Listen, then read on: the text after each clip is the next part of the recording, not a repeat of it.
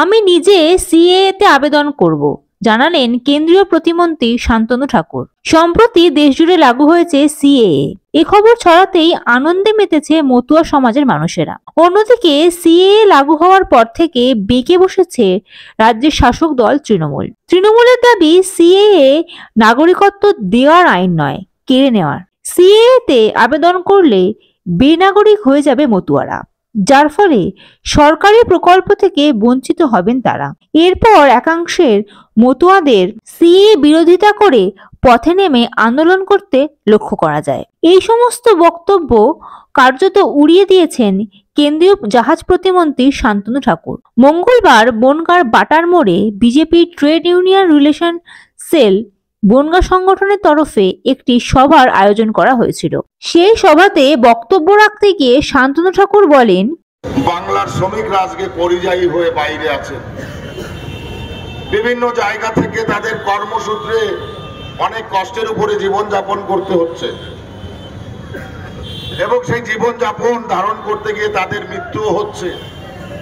আমাদের বনগাঁর উদাহরণ, কিছুদিন আগে আমরা গেছিলাম এখানে বনগাঁতে, সেখানে আমরা দেখেছি আমাদের বাংলার শ্রমিক ভাইয়েরা সেখানে 21 তলা উপর থেকে পড়ে মারা গেছেন। তাদেরকে যতটুকু সহযোগিতা করার আমরা করেছি, আশ্বস্ত করেছি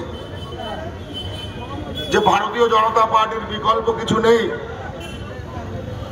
আজকে যদি ভারতীয় জনতা পার্টির সরকার এখানে থাকতো, আজকে যত বেশি সম্ভব মানুষকে এখানে কর্মসংস্থানের ব্যবস্থা তৈরি করে দেওয়া হতো। সেই ব্যবস্থা ততক্ষণ পর্যন্ত সম্ভব নয় যতক্ষণ পর্যন্ত আমরা এখানে ডাবল ইঞ্জিনের সরকার তৈরি করছি। মাননীয় প্রধানমন্ত্রীজির লক্ষ্য আগামী 2047-এ ভারতবর্ষকে পৃথিবীর তৃতীয় বৃহত্তম ফাইন্যান্সিয়াল দেশ হিসেবে গড়ে তোলা, তৃতীয় বৃহত্তর অর্থনৈতিক দেশ হিসেবে গড়ে তোলা। আর এটা তখনই সম্ভব হবে যখন আমরা সামাজিক দিক থেকে মাথা পিছু পার ক্যাপিটা অর্থাৎ অর্থনৈতিক ইনকাম আমরা বৃদ্ধি করতে পারবো। আপনারা দেখেছেন ভারতবর্ষের ডেভেলপমেন্টের জন্য যেভাবে ইনফ্রাস্ট্রাকচার ডেভেলপমেন্ট করা হচ্ছে, যেভাবে রাস্তাঘাট তৈরি হচ্ছে, যেভাবে ভারতবর্ষের বিভিন্ন অন্যান্য রুটগুলোকে সশক্তিকরণ করা হচ্ছে, তার মধ্যে বোঝা যায় যে ভারতবর্ষকে তৃতীয় বৃহত্তম অর্থনৈতিক দেশ হিসেবে গড়ে তুলতে গেলে সর্বপ্রথম অভ্যন্তরীণ ডেভেলপমেন্ট করা প্রয়োজন। তাই সেই লক্ষ্যে আমরা ভিত্তিপ্রস্তর শুরু করেছিলাম 2014 সাল থেকে। আজকে 2024 সাল, 10 বছরে কেন্দ্রীয় সরকারের ভারতীয় জনতা পার্টির সরকার এবং সেই গভর্নমেন্টের যে গভর্নেন্স, সেই গভর্নেন্সকে সারা বিশ্ব স্যালুট করেছে। আমরা দেখেছি যে বিভিন্ন সেক্টরে কিভাবে ভারতবর্ষকে ডেভেলপমেন্টের মাত্রা দেওয়ার জন্য তৎপরতার সহিত কাজ চলছে। আমরা উদাহরণ যদি দিতে চাই, জাতীয় সড়ক এই যশোর রোড 35 নম্বর, আজকে এটাকে এক্সটেনশন করা যাচ্ছে না কেন? কারণ আমরা জানি যখন কেন্দ্রীয় সরকার এই রাস্তাকে এক্সটেনশন করতে চাইছে, তখন সেখানে কিছু ট্রি লাভার্স অর্থাৎ গাছ প্রেমী মানুষ তারা হাইকোর্টে কেস করেছে এই গাছগুলো কেটে ফেললে সৌন্দর্যায়নের ব্যাঘাত ঘটবে। এখানে যে পরিমাণে কনজাস্টেড হচ্ছে আজকে এই পরিস্থিতিতে, আজকে এখানে যদি 4 লেন থাকতো, এখানে যদি 2 লেন থাকতো, তাহলে এখানের এই কনজাস্টেড অবস্থানকে আমরা চেঞ্জ করে এখানে অনেক বেশি সহজতর যাতায়াত ব্যবস্থাকে তৈরি করতে পারতাম। আমি নিজে ভারতবর্ষের আমাদের ট্রান্সপোর্টেশন মিনিস্টার মাননীয় গডকরিজির কাছে বহুবার প্রস্তাব দিয়েছিলাম, এবং আমার প্রথম পার্লামেন্টের প্রথম জীবনের ভাষণে ছিল এই যশোর রোডকে এক্সটেনশন করা নিয়ে। সেখানে আমরা দেখছি রাজ্য সরকার আমাদেরকে জমি অধিগ্রহণ করে দিচ্ছে না, এবং যেহেতু গ্রিন ট্রিব্যুনালে এটা নিয়ে কেস হয়েছে, তাই স্টিল পেন্ডিং অবস্থাতে আছে। কিন্তু বর্তমান সিচুয়েশন পরিবর্তন হয়েছে। বর্তমান সিচুয়েশনে হাইকোর্ট পারমিশন দিয়েছে যে শহরতলিগুলো আছে টোটাল 74 কিলোমিটারের মধ্যে, সেই শহরতলিগুলোতে আমরা ফ্লাইওভারের মাধ্যমে মানুষের যাতে কনজাস্টেড অবস্থাটা জ্যাম জট না হয় তার জন্য সেখানে ফ্লাইওভার করার পারমিশন দিয়েছে, এবং 64খানা গাছ কাটার পারমিশনও দিয়েছে। এটা হয়তো আপনাদের কাছে অবশ্যই ইনফরমেশন আছে। আপনারা জানেন, আমি বলেছি যখন মাননীয় গডকরিজির কাছে গিয়েছি, তখন ওই অবস্থাতে গ্রিন ট্রিব্যুনালে এটা কেস হিসেবে পেন্ডিং ছিল। উনি তৎক্ষণাৎ দায়িত্ব নিয়ে প্রত্যেকটি গাছে গোড়াতে হাইলাইট মার্ক করে যাতে অ্যাক্সিডেন্ট প্রন এরিয়া তৈরি না হয় তার জন্য হাইলাইট মার্ক করেছিলেন। আপনারা দেখেছেন অনেকে এখান থেকে যাওয়ার পথে যে হাইলাইট মার্কিং করা আছে, এটা স্টেট গভর্নমেন্ট করেনি, ন্যাশনাল হাইওয়ে স্টেট গভর্নমেন্টের আওতায় নয়। তাই এই মতো অবস্থাতে এই যশোর রোডকে এক্সটেনশন করা আমার জীবনের সবচাইতে বড় চ্যালেঞ্জ, এবং সেটা আমরা আগামীতে করে ছাড়বো।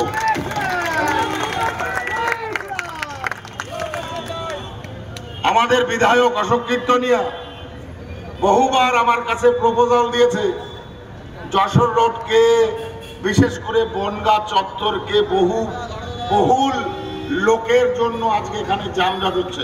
আজকে কত ভালো প্রোগ্রাম আরো বেশি করা যেত, আরো বেশি লোকের জমায়েত এখানে করা যেত যদি এই যানজটের সমস্যাটা না হতো। তাহলে ইনফ্রাস্ট্রাকচার ডেভেলপমেন্ট সবচাইতে প্রথম প্রয়োজন। দেশের যদি পরিবর্তন করতে হয়, দেশের অর্থনৈতিক যদি বিকাশ আনতে হয়, সর্বপ্রথম প্রয়োজন ইনফ্রাস্ট্রাকচার করা হচ্ছে। নদীপথের যাতায়াতকে যদি সহজতর করে তোলা যায়, তাহলে দেশের ইকোনমিক অনেক বেশি পরিমাণে জেনারেট করা যাবে, কেননা ট্রান্সপোর্টেশন একটা ব্যাপক বড় খরচার বিষয় হয়ে দাঁড়ায়।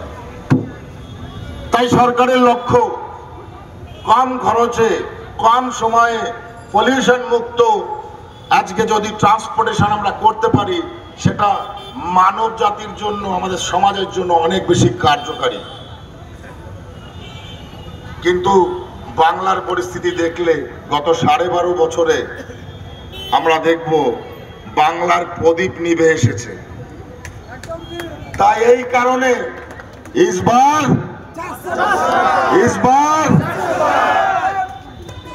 ইসবার 400 পার, আরেকবার মোদী সরকার। মোদী সরকারের বিকল্প কোনো সরকার হবে না সারা ভারতবর্ষ, তো দূরের কথা। আমরা সবে ভিত্তিপ্রস্তর গেড়েছি। আগামীতে আমাদের যে ঊর্ধ্বমুখী লক্ষ্য, সারা বিশ্বে সারা এশিয়াতে ভারতবর্ষ ডমিনেট করবে, এটাই ভারতবর্ষের প্রথম লক্ষ্য। আমেরিকা যদি 25 ট্রিলিয়ন অর্থের মালিক হয়, চায়না যদি 19 ট্রিলিয়ন অর্থের মালিক হয়, ভারতবর্ষ খুব শিগগিরই 47-এর পরে 10 ট্রিলিয়নের অর্থধারী একটা দেশ হবে এবং বিশ্বের দ্বিতীয় শক্তি হিসেবে জাগবে। আর তার জন্য প্রয়োজন মানুষের সচেতনতা, তার জন্য প্রয়োজন মানুষের মাথা পিছু পার ক্যাপিটা ইনকাম সোর্সকে বাড়ানো। এই লক্ষ্যে আমাদের সবার প্রথমে দরকার ভারতবর্ষে যারা আমরা বাস করছি এর মধ্যে সবার প্রথমে দরকার সিটিজেনশিপ সিকিউর করা। আজকে ভারত সরকার যদি জানতে না পারে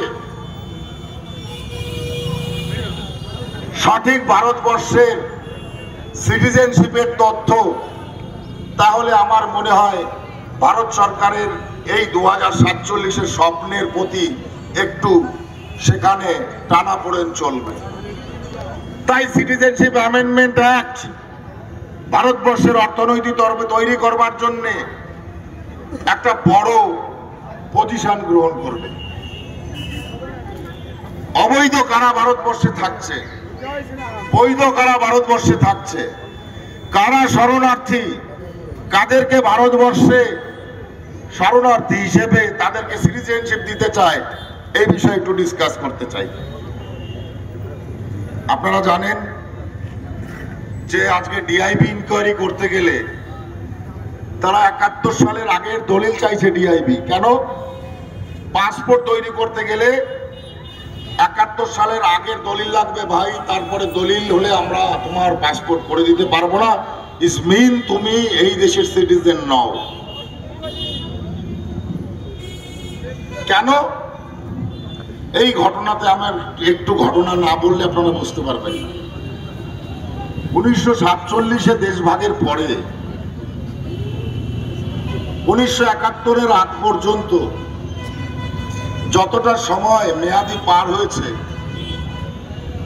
এই মেয়াদিতে 1955 সালে সিটিজেনশিপ অ্যামেন্ডমেন্ট অ্যাক্ট অনুসারে তৎকালীন সময় জওহরলাল নেহেরু এবং লিয়াকত আলী খাঁ পূর্ব পাকিস্তান অর্থাৎ পাকিস্তান এবং ভারতবর্ষের দুই প্রধানমন্ত্রী একটা চুক্তিতে আসেন যে উভয় দেশের সংখ্যালঘু মানুষরা যদি উভয় দেশে তারা যেতে চায়, বিনিময় প্রথা করে তারা এক দেশ থেকে অপর দেশে যেতে চায়, তাহলে তারা অফুরন্ত কাল পর্যন্ত তারা আসতে পারে। এই লক্ষ্যে 71 সাল পর্যন্ত যারা ভারতবর্ষে এসেছে তারা ভারতবর্ষের বিভিন্ন জায়গাতে সেটেলমেন্ট এবং সিটিজেনশিপ পেয়েছে। পরবর্তীতে পূর্ব পাকিস্তান যখন বাংলাদেশ অর্থাৎ গণপ্রজাতন্ত্র বাংলাদেশ হলো, তখন তার যে অ্যাক্ট অর্থাৎ যে আইন, সেই আইন পরিবর্তন হয়ে গণপ্রজাতান্ত্রিক আইন হয়েছে। এবং তৎকালীন সময় ইন্দিরা গান্ধী এবং ওই সময় বাংলাদেশের জনপ্রিয় নেতা আমরা সকলে জানি শেখ মুজিবর, দুজনার চুক্তি হয়, প্যাক্ট হয় যে বাংলাদেশের সংখ্যালঘুরা এবং ভারতবর্ষের সংখ্যালঘুরা উভয় দেশে তাদের গভর্নমেন্ট এবং গভর্নেন্সের দ্বারা সুরক্ষিত থাকবে। সেই লক্ষ্যে যখন তারা এই প্যাক্ট এবং এই প্যাক্টের মাধ্যমে যখন আইন তৈরি হয় নতুন, এরপরে যারাই ভারতবর্ষে এসেছে বাংলাদেশ থেকে প্রতারিত হয়ে, তাদেরকে ভারতবর্ষে অবৈধ ঘোষণা করা হয়েছে। কিন্তু ভারত সরকার, তৎকালীন কংগ্রেস সরকার,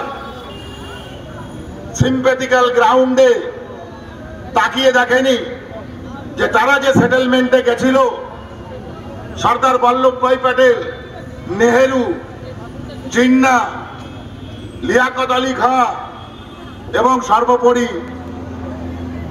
গান্ধীজির মাধ্যমে তখন যে প্রস্তাব এসেছিল যে যতদিন পর্যন্ত উদ্বাস্তু সমস্যার সমাধান না হবে ততক্ষণ পর্যন্ত এই 55 সালের সিটিজেনশিপ অ্যাক্ট আইনকে সর্বক্ষণ এখানে বলবৎ করা হবে এবং সেটাই সব সোসাইটিতে চলবে।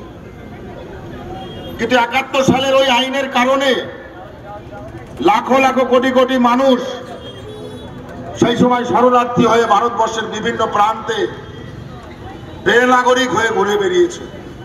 আজকে যদি ভারত সরকার, বর্তমান প্রধানমন্ত্রী নরেন্দ্র দামোদর মোদীজি, বর্তমান গৃহমন্ত্রী শ্রী অমিত শাহজির নেতৃত্বে তাদের সিটিজেনশিপ দেওয়ার আইন আনা হয়, আর এই রাজ্যের মুখ্যমন্ত্রীকে আগাছিছি করে যদি চাচায়, তাহলে 3 পুরুষের যে আন্দোলন, সেই আন্দোলন কি বৃথা হয়ে গেল?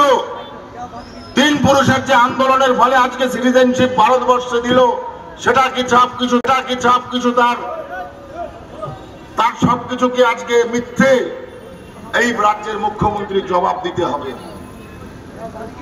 রাজনৈতিক প্রোপাগান্ডা, রাজনৈতিক ষড়যন্ত্রের মাধ্যমে দেশটাকে, রাজ্যটাকে আজকে 12 বছরে অর্থনৈতিক দিক থেকে দুর্বল করে দিয়েছে, সামাজিক দিক থেকে দুর্বল করে দিয়েছে, শিল্পের দিক থেকে দুর্বল করে দিয়েছে, শিক্ষাগত দিক থেকে দূর করে দিয়েছে।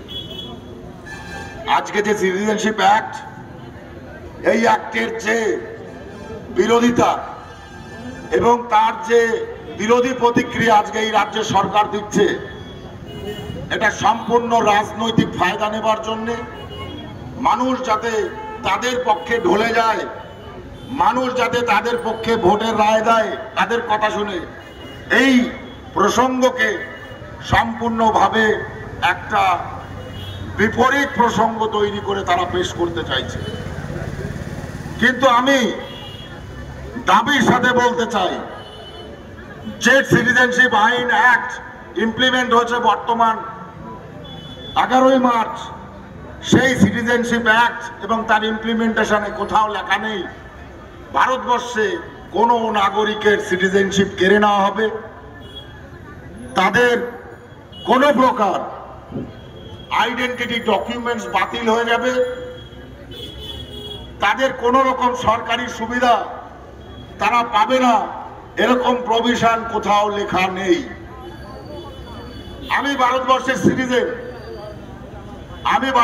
সিটিজেন হিসেবে আমি আমাদের উদ্বাস্তু সমাজের মানুষকে অভয় দিতে চাই। আমি নিজে অ্যাপ্লিকেশন করব উদ্বাস্তু মানুষের হয়ে। আমি এই কারণে অ্যাপ্লিকেশন করতে চাই, আর এবং তৃণমূল কান খুলে শুনে নিন, আমি এই কারণে অ্যাপ্লিকেশন করব, আমি আমার মানুষকে অভয় দিয়ে বলতে চাই, এটা অ্যাপ্লিকেশন করলে কারোর কোনো রকম সরকারি সুবিধা থেকে বঞ্চিত হবে না, কারোর কোনো রকম আইডেন্টিফিকেশনের সমস্যা হবে না, উপরন্তু ভবিষ্যতের রক্ষা কবচ হিসেবে এই সিটিজেনশিপ আমাদের আগলে রাখবে। কেন? আপনারা দেখেছেন মায়ানমারে 400 বছর রোহিঙ্গারা থাকার পরেও মায়ানমার থেকে রোহিঙ্গাদের কিন্তু বার করে দিয়েছিল। কেন? গণতন্ত্র বা গণপ্রজাতন্ত্রের দেশে সংবিধান ছাড়া কোনো কাজ হয় না। তাই সংবিধানের সবচাইতে পরম মন্দির, উচ্চ মন্দির হলো পার্লামেন্ট। সেখান থেকে যখন ভারতবর্ষের সংবিধান মতে উভয় কক্ষে যখন পাশ হয়ে রাষ্ট্রপতির মাধ্যমে গেজেট নোটিফিকেশন তৈরি হয়, সেটা কোনোদিনও কোনো সরকারের বাতিল করার ক্ষমতা নেই। তাই এটা হচ্ছে সবচাইতে বড় রক্ষা কবচ আমাদের জন্য, যাতে ফিউচারে আগামী 200 বছর 500 বছর পরে যাতে কোনো সরকার এসে আমাদেরকে বেনাগরিক না করে দিতে পারে, তার রক্ষা কবচ আজকে নরেন্দ্র মোদী দিয়েছে, তার রক্ষা কবচ আজকে অমিত শাহ দিয়েছে। এর চাইতে বড় অ্যাচিভমেন্ট আর কিছু হতে পারে না।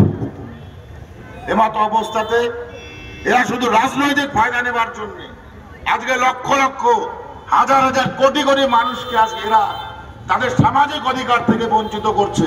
এদেরকে দুর্বার গতিতে ত্যাগ করতে হবে।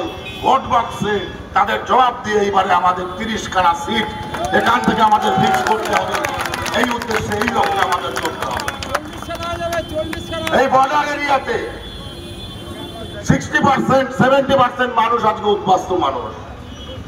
এদের প্রতি যেভাবে অন্যায় অত্যাচার হচ্ছে, এদের প্রতি যেভাবে আজকে দুর্বিষহ অবস্থান তৈরি করা হচ্ছে, লজ্জা হওয়া উচিত এই রাজ্য সরকার এবং মুখ্যমন্ত্রী। এক পাশে বলছেন সিটিজেনশিপ লাগবে না, আবার আর এক পাশে আপনার পুলিশ অ্যাডমিনিস্ট্রেশনের ডিআইবির কাছে গেলে 71 সালের আগের দলিল চাইছে। কেন? তারা তার জবাব দেবেন। আপনি নাটক করছেন। কিরকম নাটক করছেন? নাটক কিন্তু আমরাও দেখিয়ে দেব। ভোট বাক্সের জবাব দিয়ে আমরা নাটক দেখিয়ে দেব। ছল ছুতুরি করে, চালাকি করে, জালিয়াতি করে সরকার বেশিক্ষণ টেকানো যায় না। তার জন্য জিগার দরকার, তার জন্য সতর্কতা দরকার, তার জন্য ওয়ার্ক এডুকেশন দরকার, যেটা ভারত সরকারের কাছ থেকে শিখুন। এই বর্তমান পরিস্থিতিতে আমি আজকে এই মঞ্চ থেকে বলতে চাই, আপনারা কেউ কোথাও কোনোভাবে কোনো প্ররোচনা বা কোনো রকম কথায় কান দেবেন না। আমরা গ্যারান্টি দিয়েছি, ভারত সরকার গ্যারান্টি দিচ্ছে, আগামীতে সমস্ত উদ্বাস্তু মানুষকে চাইছে যে সময়ে, যে কারণে, যে পরিস্থিতিতে ভারতবর্ষে এসছে তাদের নাগরিকত্ব দেব। এই নাগরিকত্ব দেওয়া হচ্ছে আমাদের কাজ, তার জন্য সিটিজেনশিপ বিল আনা। এই লক্ষ্য থেকে ভারত সরকারকে কেউ ঠেকাতে পারবে না। কোন রাজ্যের হাতে এই সিএ ইমপ্লিমেন্টেশনের রাইট নেই। এই সিএ ইমপ্লিমেন্টেশনের কোনো প্রকার কোনো কার্য কানুন তাদের দ্বারা হবে না, কারণ এটা অলরেডি অনলাইন পোর্টালের মাধ্যমে বেরিয়েছে। কারোর কোনো কাগজ লাগবে না, উইদাউট এনি পেপারস তাদেরকে সিটিজেনশিপ দেওয়া হবে। এটাই ভারত সরকারের লক্ষ্য। Bureau report, ND Bangla news. সবার আগে সব খবর, সঠিক খবর পেতে ফেসবুক পেজটি ফলো করে এবং ইউটিউব চ্যানেলটি সাবস্ক্রাইব করে রাখুন আর শেয়ার করতে ভুলবেন না।